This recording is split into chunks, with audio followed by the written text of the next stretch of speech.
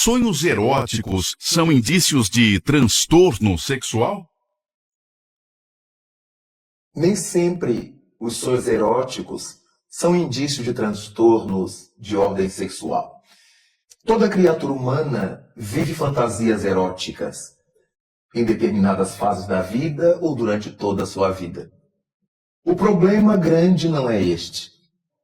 A questão é quando nós alimentamos de tal modo essas fantasias que passamos a ter sonhos eróticos com aquelas pessoas que cobiçamos no nosso cotidiano. Colega de trabalho, colega do clube, uma pessoa da família, esposas de outras pessoas, maridos de outras pessoas. E graças a esse poder da mente, nós passamos a ter sonhos freudianos.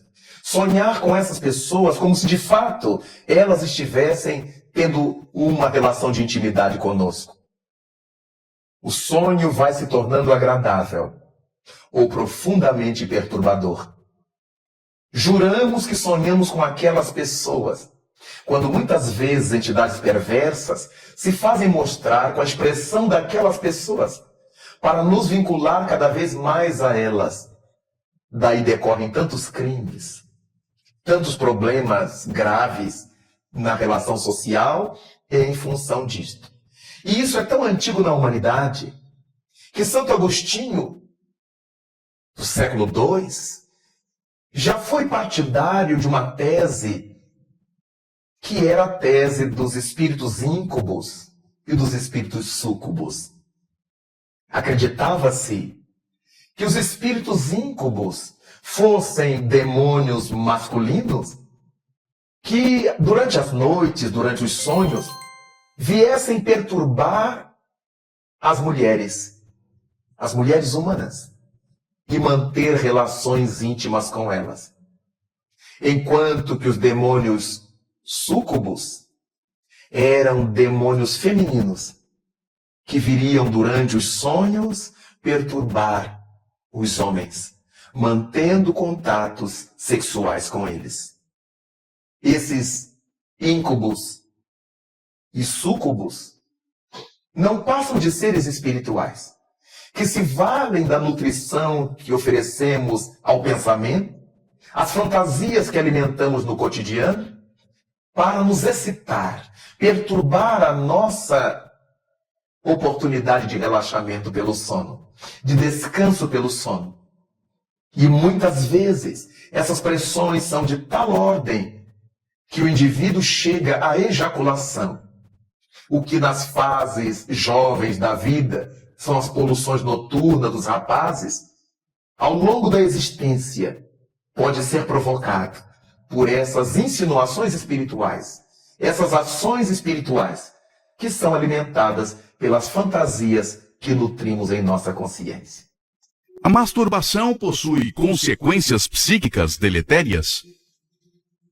Quando se fala em masturbação, o prazer gerado pela própria criatura, nós entendemos com a psicologia que essa prática determina um relaxamento das tensões sexuais. Todo indivíduo, fora os casos patológicos de vícios graves, que apelam para a masturbação, deseja aliviar-se dessas pressões íntimas da libido. Obviamente que isso caracteriza determinadas fases da vida do indivíduo, principalmente na adolescência, no conhecimento do corpo, conhecimento de suas funções, quando a criatura se sente descobridora das suas possibilidades, para casos extremos de carências e outras situações muito bem definidas pela medicina, pela psicologia. Naturalmente que quando a masturbação se converte numa viciação sexual, o indivíduo cria vínculos mentais com entidades vampirizadoras do seu pensamento sexual. O problema não é o lado orgânico, não é a excitação das gônadas, das glândulas sexuais, é a excitação mental. Porque a criatura, para buscar elementos libidinosos, vai para o campo da mente, vai para o campo do psiquismo, e engendra quadros. E ao engendrar os quadros, certamente entra na sintonia de entidades, muitas vezes exploradoras, virulentas, que passarão a encontrar nessa criatura um vaso perfeito para o atendimento de suas pretensas necessidades. Todas as vezes em que essas entidades o desejarem, projetarão sobre a mente da criatura viciada na masturbação as cenas que desejam, para levá-la a esse tipo de prática. De modo que, mesmo entendendo a naturalidade do fenômeno, para as situações em que ele seja perfeitamente concebível, há que se ter cuidado com a viciação. Porque toda viciação nos leva a conúbios mentais de ordem muito inferior, porque já não se presta a nada que seja útil, mas apenas a satisfação de um desejo de momento, que logo mais retornará. Como o desejo de quem fuma, de quem bebe, que não passa jamais. Alguns minutos depois, o indivíduo beberia tudo de novo, comeria tudo outra vez, fumaria tudo de novo. Deste modo, muito cuidado deveremos ter com o nosso corpo, é bem verdade, mas primordialmente com o nosso mundo mental. Diz um ditado antigo, popular, que a cabeça vazia é a oficina do demônio. Quando a nossa mente está vazia de objetivos nobres, diante do nosso corpo, da nossa vida, diante da vida, naturalmente as propostas mais comuns nos levarão a viciações bastante cruéis. Muitas pessoas se tornam símbolos sexuais da mídia e são objetos de um bombardeio psíquico dos seus fãs. Como o Espiritismo analisa essa vinculação?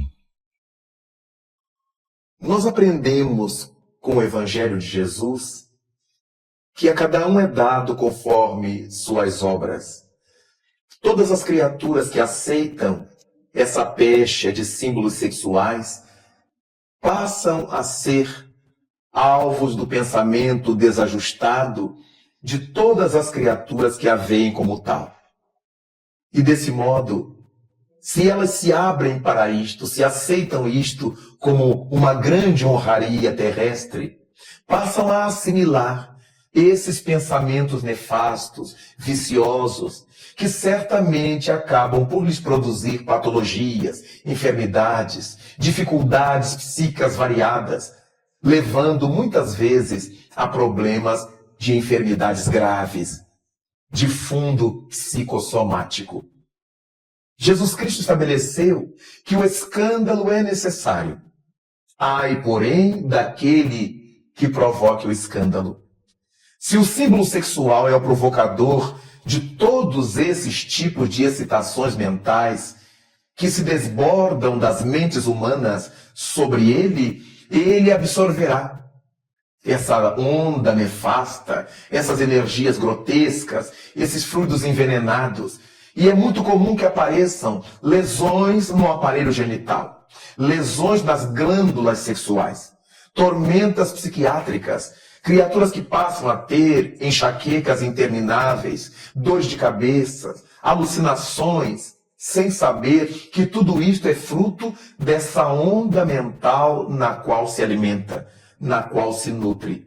Quando vemos nas bancas de jornais, nas bancas de revistas, as incontáveis revistas de nus, sejam chamados de nus artísticos ou nus eróticos, e vemos aquela quantidade de moças e de rapazes, de homens e de mulheres expostos ao desejo alheio, não podemos imaginar sequer o quanto de tormentos passarão a experimentar a partir do dinheiro que ganharam nas fotos eróticas que produziram. Porque, afinal de contas, a cada um é dado conforme suas obras. E se as nossas obras são de libidinagem, com o único interesse de despertar a excitação libidinosa das pessoas, nós recebemos na mesma contrapartida. Porque a toda ação corresponde a uma reação de mesmíssima intensidade, mas de sentido oposto, como bumerangue. Em ambientes públicos, muitas pessoas se cobiçam sexualmente. Quais as implicações espirituais desse comportamento? Todas as vezes que estabelecemos um contato sexual com alguém, seja de que ordem for, um contato físico, um contato mental, através do olhar, do cheiro, qualquer reação que tenhamos ou que provoquemos uns sobre os outros na área da libido, na área da sexualidade, obviamente fechamos um circuito de forças com essas criaturas. Não foi à toa que Jesus Cristo estabeleceu que quando um homem olhasse com uma mulher com ideias lascivas, ele já teria adulterado com ela. Certamente que nos dias de hoje, Jesus Cristo diria que também toda mulher que olhasse para um homem com a mesma intenção já teria abusado dele. Isso não significa dizer que a pessoa olhada, se não estiver participando, seja cúmplice da adulteração. Mas, se ela se tornar cúmplice da adulteração, um carregará em si o produto psíquico do outro. Eu carregarei energias do outro, ao qual cobiço em mim, e o outro que também me cobiça levará em si as minhas energias, meus fluidos. Por isto o indivíduo fica na mente do outro. Quando pensamos libidinosamente, nos advém a imagem daquela criatura, até que consumemos o ato com ela. A sua imagem vai provocando em nós aquele tipo de tormentos, de excitação e de desejo de busca, até que consumemos o ato. Em muitos casos, quando essas criaturas-alvo estão fora do nosso alcance, são elementos das mídias, são artistas, são cantores, são desportistas, ou seja lá quem for que esteja fisicamente distante de nós, trataremos na tormenta que nos alcança de buscar aquele tipo de realização com outras pessoas. O que será utilizar outras pessoas como vasos dos nossos desejos que alimentamos com as pessoas das mídias. Daí, todo cuidado deverá ser pouco quando estejamos desejando alguém, desejos sem responsabilidade. É diferente de quando alguém olha outro alguém, deseja formar um par com essa criatura, assumir responsabilidades com essa criatura e, a partir daí, admitir uma vida em comum debaixo da maturidade que a relação espera existir. Mas se for apenas essa aventura do cotidiano, nós corremos riscos muito grandes, porque não sabemos a que tipo de entidade se acha vinculada a outra pessoa. Se ela é mais ou menos sexual do que nós, se ela é muito mais ou muito menos excitada ou excitável do que nós, e de repente entramos num contexto biopsíquico de graves consequências a partir de um enamoramento de momento, num elevador, num bar, numa cena qualquer da vida onde estejamos.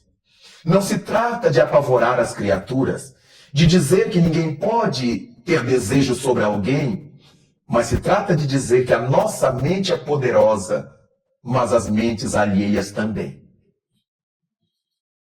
Quais as consequências biopsíquicas durante a etapa reencarnatória e após a desencarnação advindas da cirurgia de mudança de sexo? Nós vivemos na Terra sob o regime da responsabilidade individual. Embora saibamos que toda intervenção que se opere sobre o corpo, se não houver um sentido ético justo, determinará consequências muitas vezes nefastas para o ser espiritual. Obviamente que a divindade tem lentes muito próprias, um olhar muito específico para as criaturas transexuais que desejem fazer alterações na sua morfologia genital. A partir disso, cabe nos permitir que a providência divina analise cada caso, independentemente das análises que já tenham sido feitas pela ética médica, uma vez que nenhum médico realiza essa intervenção sem um sentido que ele analise e verifique que tenha razão de ser. Obviamente que respeitamos o livre-arbítrio de todas as criaturas, transexuais ou não, que decidam fazer essas cirurgias.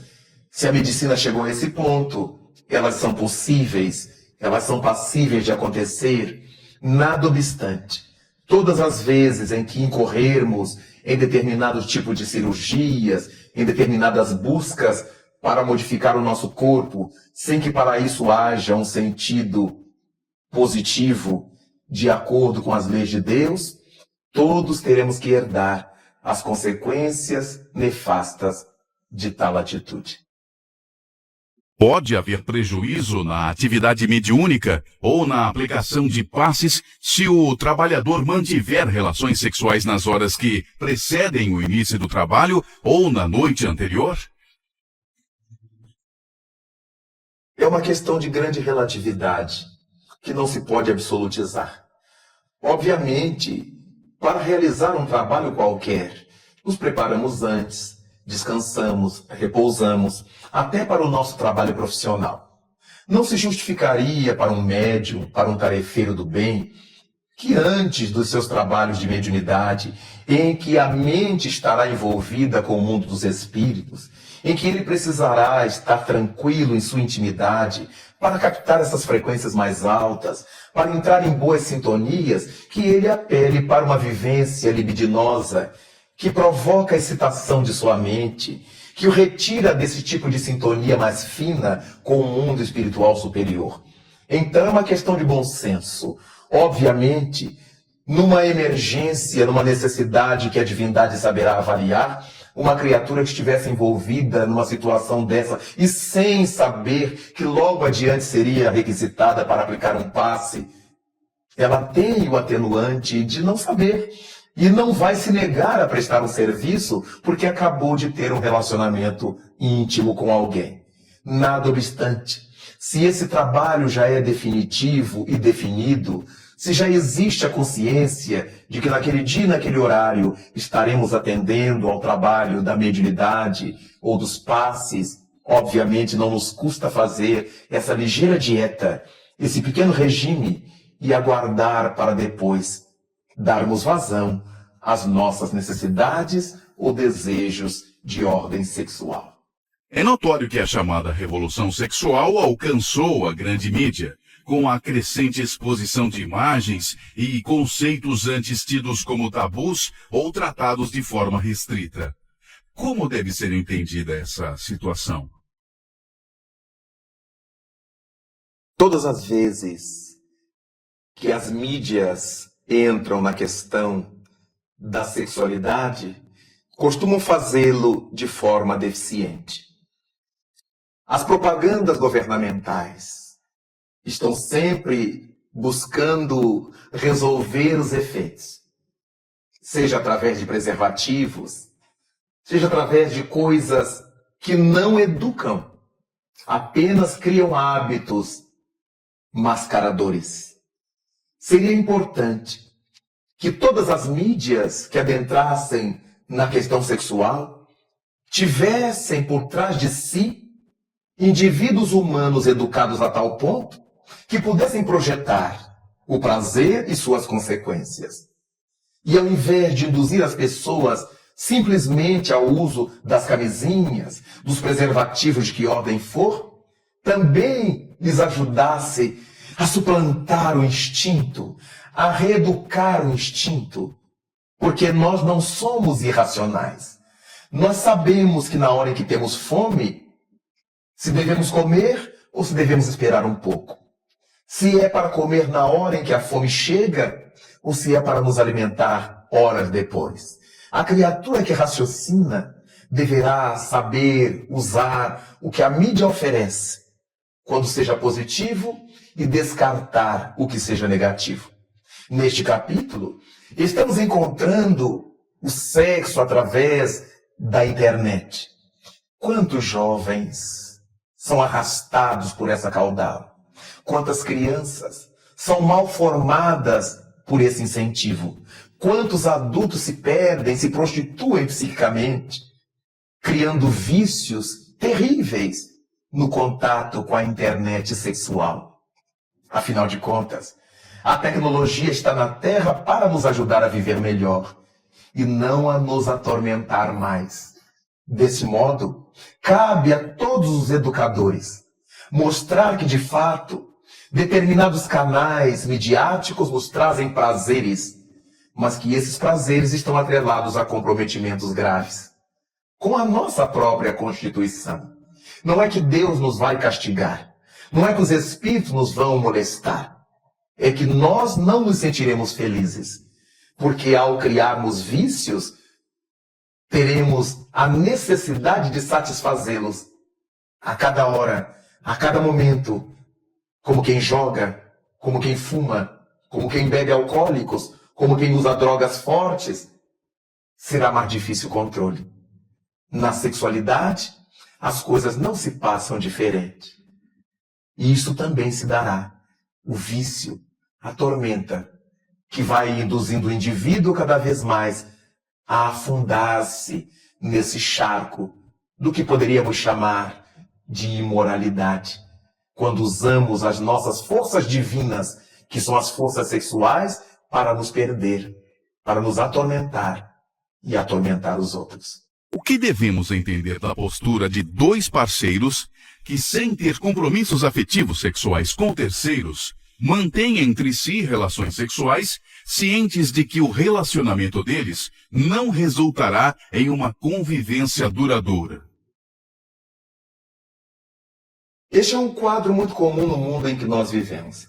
Pessoas se conhecem, passam uma noite, passam dias, ficam, encontram-se. Não há maiores compromissos, apenas o desejo que um tem para com o outro.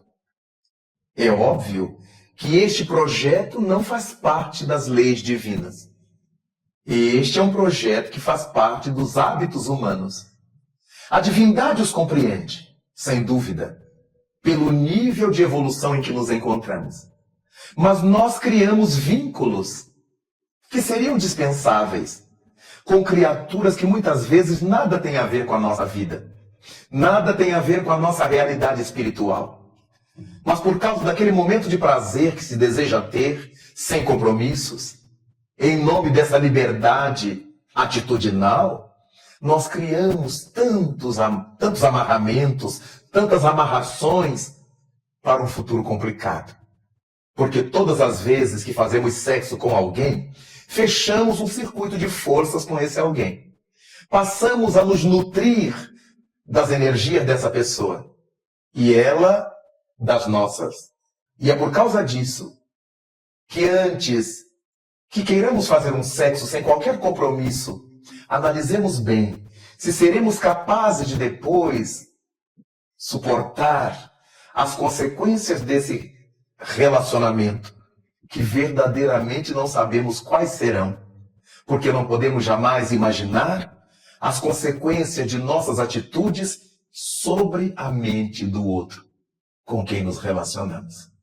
Às vezes garantimos por nós, mas não conseguimos garantir pelo outro. Vale a pena, a partir disso, pensar bastante, como pessoas adultas, maduras, responsáveis, se conseguiremos dar conta depois das consequências desses nossos atos. Alguns benfeitores espirituais recomendam educação e controle para o sexo. Terapeutas sexuais defendem a liberação de forma responsável. À luz do Espiritismo, como devemos analisar essa questão? Essa formulação se parece paradoxal.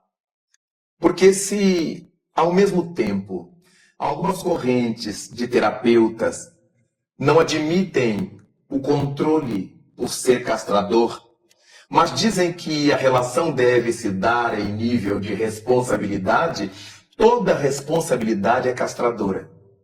Toda responsabilidade já me diz que eu não devo fazer o que eu quero, devo fazer o que deva. Então, é apenas uma questão de ponto de vista, mas estamos falando a mesma coisa. Quando os espíritos falam de controle, é de responsabilidade. Nós poderemos viver as experiências sexuais com quem nós quisermos, e que quiserem fazê-la conosco. Mas teremos que ser responsabilizados por esse relacionamento.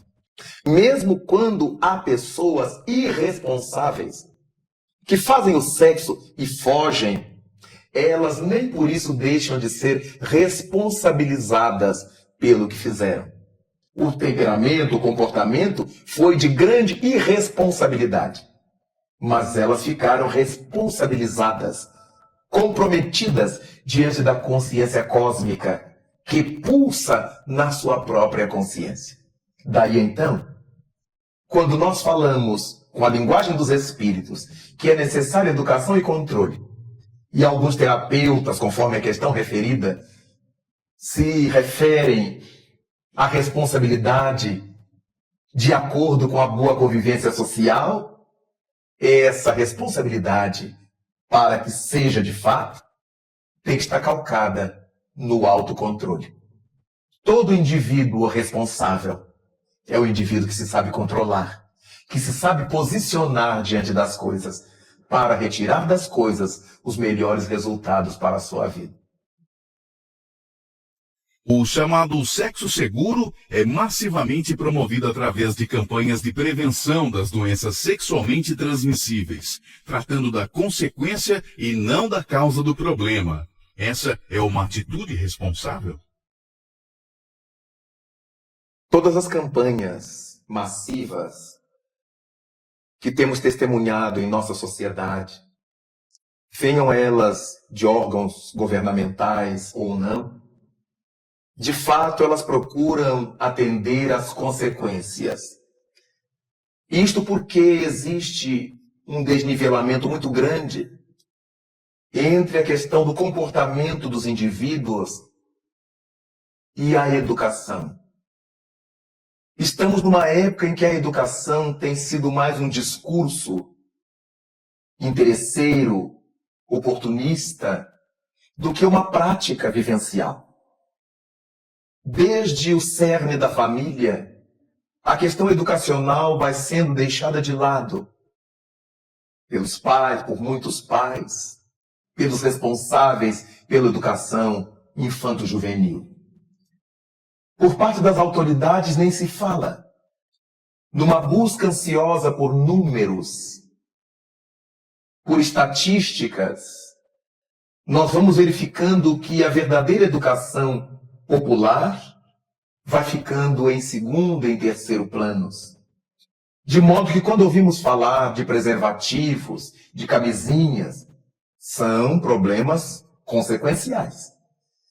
Deveríamos trazer à baila a questão educacional. O que é o sexo? Com quem vivenciar-se o sexo? O ser humano não pode ser uma máquina de prazer. A criatura humana não pode ser buscada apenas para o prazer. Ela tem em si outras dimensões espirituais, artísticas, sensoriais, sentimentais, que fazem com que a criatura humana tenha outros valores. Não podemos olhar para uma pessoa e ver-lhe o corpo. Temos que aprender a ver na criatura que a gente gosta, que a gente admira, a sua mente, a sua sensibilidade, a sua estesia, a sua arte, a sua inspiração, para que essa pressão sexual que envolve a criatura na sociedade possa diminuir um pouco. Sabemos que o sexo é a energia criadora, é a presença de Deus no mundo. E por causa disto, admitimos que, como todas as coisas de Deus no mundo que fazemos mau uso, fazemos também mau uso do sexo. A nossa visão, a nossa audição, a nossa fala, tudo usamos de maneira indevida. Todos os recursos que Deus nos concedeu, usamos muitas vezes de forma negativa, de forma ruim para a nossa existência. Mas não foi para isso que Deus nos las deu. Não podemos ter vergonha da sexualidade, porque Deus não teve vergonha de criar o sexo. Logo, é uma coisa bonita, é uma coisa bela, que tristemente a humanidade aprendeu a fazer mau uso, e muitas religiões trataram de colocar-lhe um peso tão grande como coisa diabólica, que passamos a ver o sexo nesse ambiente escuro, nesse desejo de fazer as escondidas, sem olhá-lo de frente e verificar que ele é a presença da vida em nós.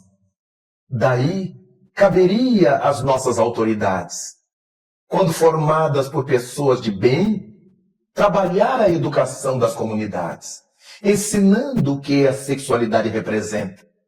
Mas, por outro lado, num mundo materialista, numa sociedade materialista, o sexo vem sendo visto apenas como fonte de prazer. Não existe essa correlação entre a sexualidade e a vida espiritual, entre as estesias da alma e a boa experiência sexual. Desse modo, é muito difícil entender que o trabalho de Gandhi na Índia, libertando seu povo, era um trabalho que envolvia sexualidade, masculinidade, não machismo, masculinidade, energia, força. O trabalho de Madre Teresa de Calcutá na Índia é um trabalho que envolve sensualidade, sexualidade, força, feminilidade e não feminismo. Afinal de contas, é a partir dessas criaturas que tantas coisas boas foram construídas, foram erguidas, foram levantadas. Quando vemos a nossa sociedade totalmente imersa na sexualidade, totalmente mascarando as coisas formosas de Deus com nossos impulsos imediatistas da terra, é claro que isso nos causa preocupação. Mas todos nós estamos enleados nessa teia sexual. As propagandas, as músicas, a arte, todas estão permeadas pela sexualidade. Nem sempre de boa índole, nem sempre para ilustrar a alma e para fazê-la melhor. Cabe a cada criatura de bom senso, pai, mãe, irmão, professor, mestre, autoridades educacionais, pararem para pensar que o mundo seria bem melhor, as sociedades se relacionariam bem melhor, se o sexo, presença de Deus na criatura humana, fosse mais respeitado e não fosse encarado apenas como uma fonte de prazer sensorial. É por causa disto que quando vemos essa propaganda massiva em cima dos efeitos, em cima das consequências, sentimos muita falta de um trabalho estrutural, um trabalho de base em torno dos fundamentos da sexualidade. Tratando de sexualidade, muitas vezes nos vem à mente a questão do sexo biológico. O que devemos entender por orientação sexual? A orientação sexual é a bagagem da alma ao ligar-se ao corpo físico.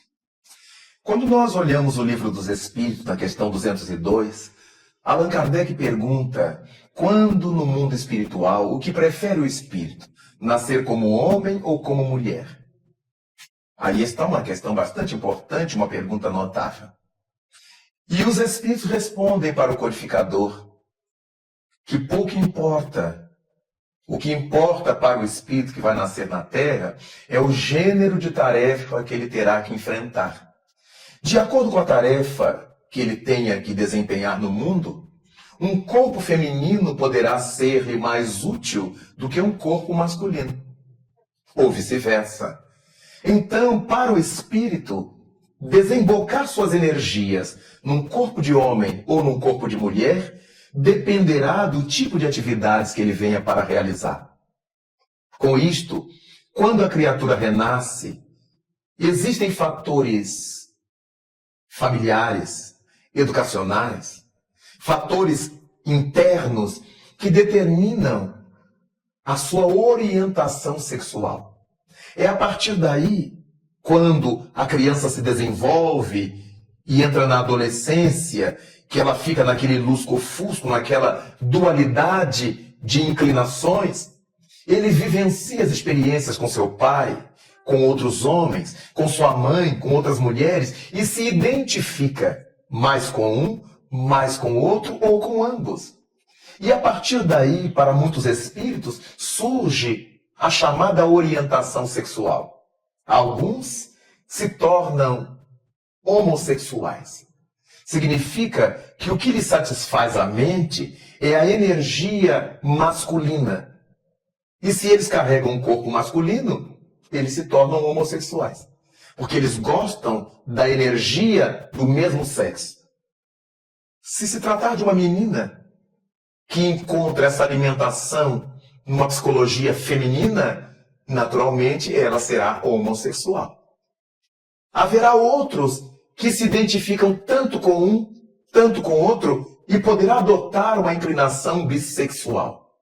Para a sua atividade sexual, libidinosa, tanto faz o relacionamento com homens, quanto com mulheres.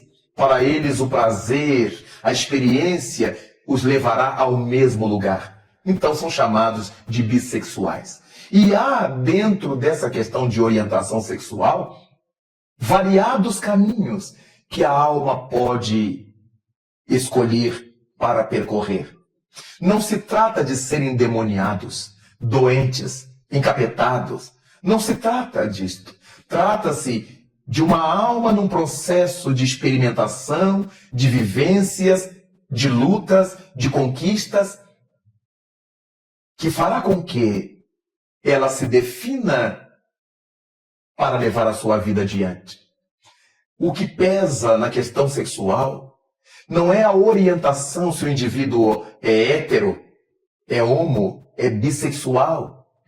O que importa é o seu caráter. É a maneira como ele vive, como ele enfrenta a vida, como ele realiza a sua existência.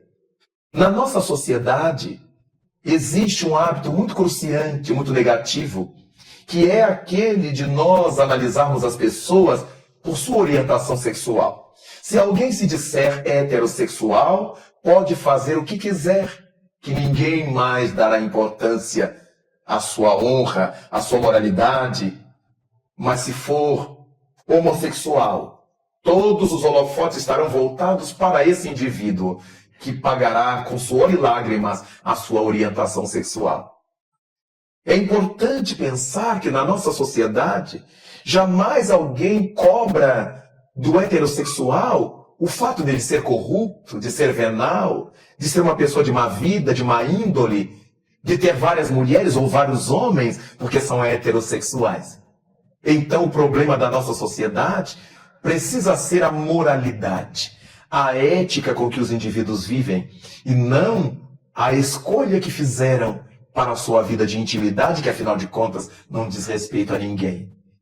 Todas as vezes em que passamos a priorizar a inclinação sexual de alguém, a orientação sexual de uma pessoa, em prejuízo de tudo quanto essa pessoa é e faz, a nossa sociedade está em rumos muito perigosos. Porque então os indivíduos mentirão, falsearão, fingirão ser o que não são, com medo do desgaste social. Quantos que se bandeiam para o casamento para se ocultar, para se esconder, porque o indivíduo sendo casado, homem ou mulher, ninguém mais desconfia dele. Mas se ele for solteiro, se ela for solteira, então os olhares da sociedade começam a bisbilhotar a sua orientação sexual.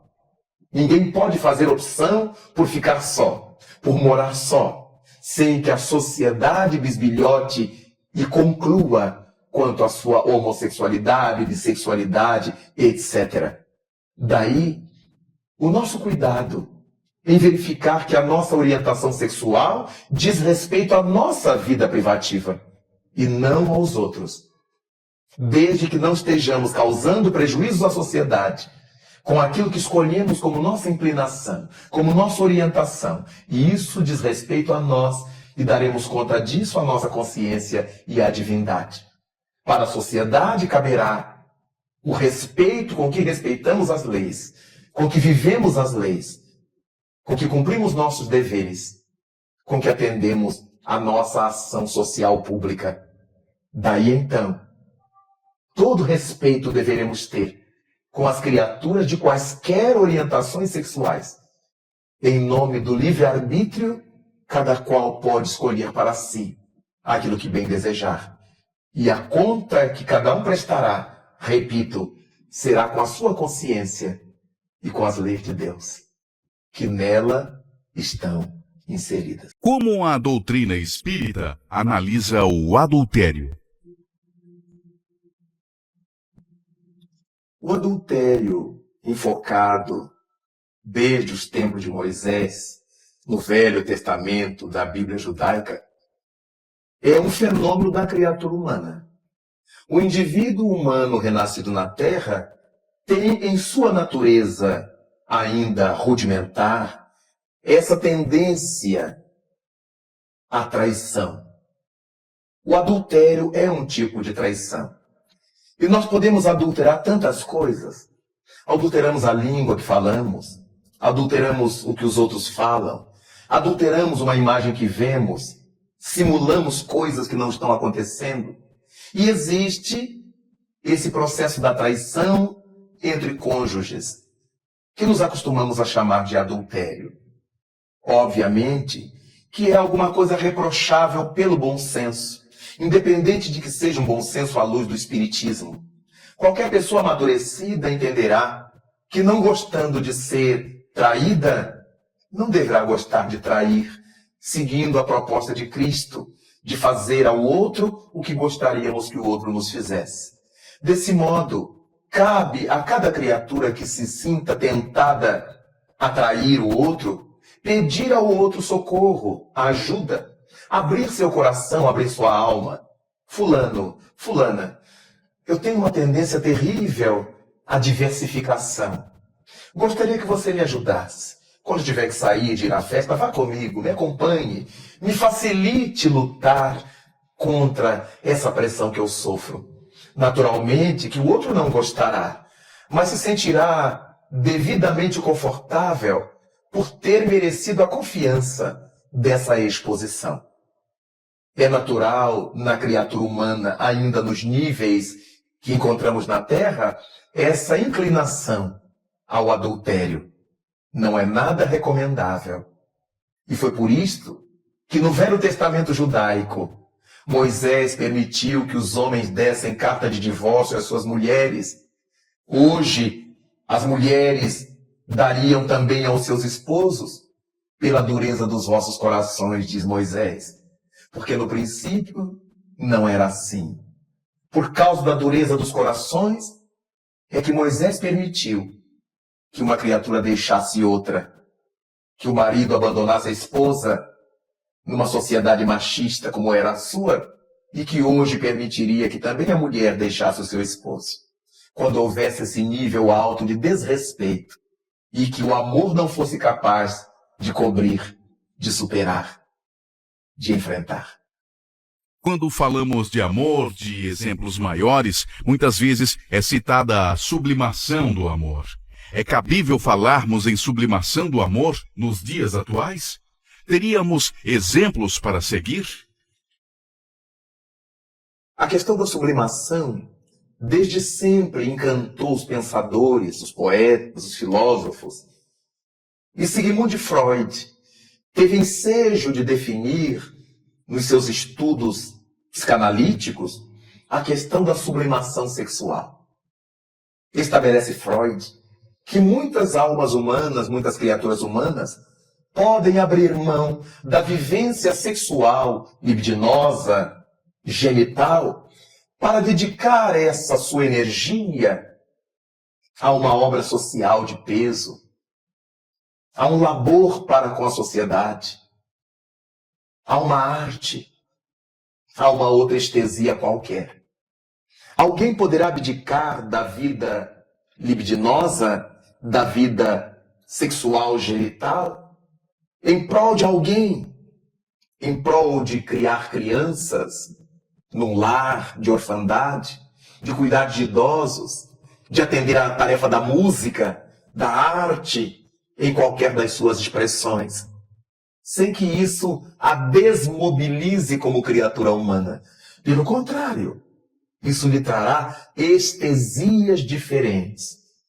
Analisando Freud, podemos entender que esses indivíduos que sublimam suas energias da libido estão encontrando um outro caminho para a sua satisfação sexual, já que a energia sexual é a presença de Deus em nós. É graças ao sexo que nós recriamos, que somos co-criadores com Deus. Por causa disto, a sublimação é possível mesmo nos dias de hoje. Quando víamos o sacerdócio organizado, em que as pessoas faziam um juramento de viver castas, sem relação sexual. Mas um casal que se ama, que se respeita, pode ser casto, vivendo a relação sexual. A castidade não advém da abstenção sexual em si mesma. A castidade advém da forma respeitosa e grandiosa com que se vive a sexualidade. A castidade é um modo de ser, não é uma prática em si. Há muita gente que é casta para a sociedade, porque não se casou, porque recebeu ordens religiosas, sejam quais forem, mas tem uma vida mental libidinosa, prostituída, atormentada. Logo, elas não são espiritualmente castas.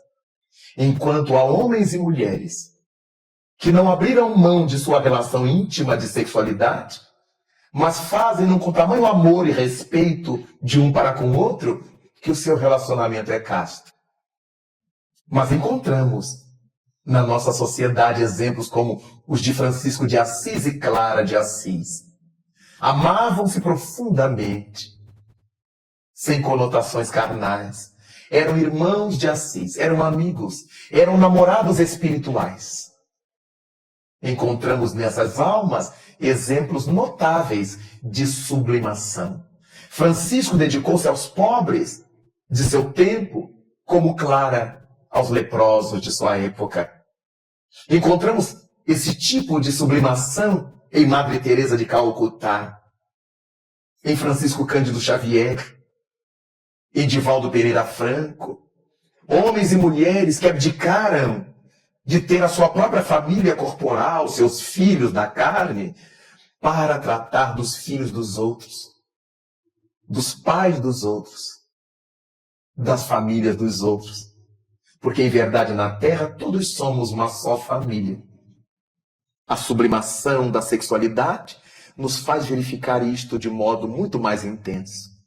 É possível, sim, dedicar a nossa libido a uma causa formidável do bem.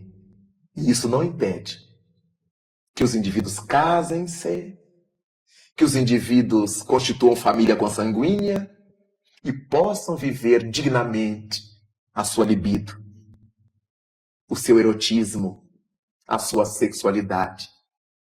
Porque tudo isso envolve amor. E o amor é a presença de Deus junto a nós.